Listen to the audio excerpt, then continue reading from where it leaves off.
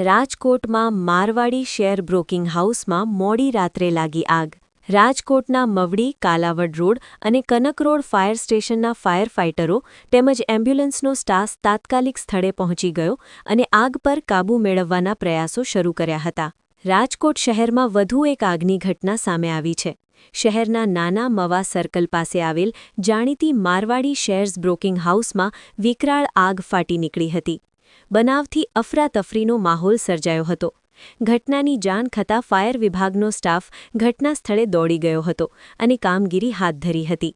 બનાવના પગલે હાલ કોઈપણ પ્રકારની જાનહાનિ થયેલ નથી. મળતી માહિતી મુજબ ગઈકાલ રાત્રે 10 વાગ્યાની આસપાસમાં શહેરના નાના મવા સર્કલ પાસે મારવાડી શેર્સ એન્ડ ફાઇનાન્સની 8 માળની બિલ્ડિંગમાં પ્રચંડ આગ ભભૂકી ઉઠતા અફડાતફડી મચી જવા પામી હતી. બનાવની જાણ થતાની સાથે જ મવડી, કાલાવડ રોડ અને કનક રોડ ફાયર સ્ટેશનના ફાયર ફાઇટરોનો કાફલા સાથે તેમજ એમ્બ્યુલન્સનો સ્ટાફ પણ તાત્કાલિક સ્થળે પહોંચી ગયો હતો અને આગ પર કાબૂ મેળવવાની કામગીરી હાથ ધરી હતી. પ્રથમ માળથી ચોથા માળ સુધીની આગ દેખાતા લોકોમાં ડર વ્યાપી ગયો હતો.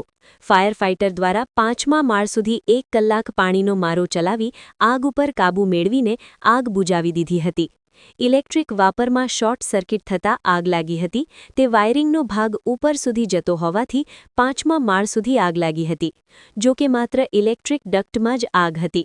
અંદરના ભાગના ફર્નિચર કે પછી બીજે જગ્યાએ આગ લાગી ન હતી. આગ પર કાબૂ મેળવી લેવાયો છે. આગથી ઇલેક્ટ્રિક રૂમમાં રહેલ સ્પ્રિંકલર ચાલુ થયેલ હતા, તેમની ફાયર સિસ્ટમનો ઉપયોગ કરેલ.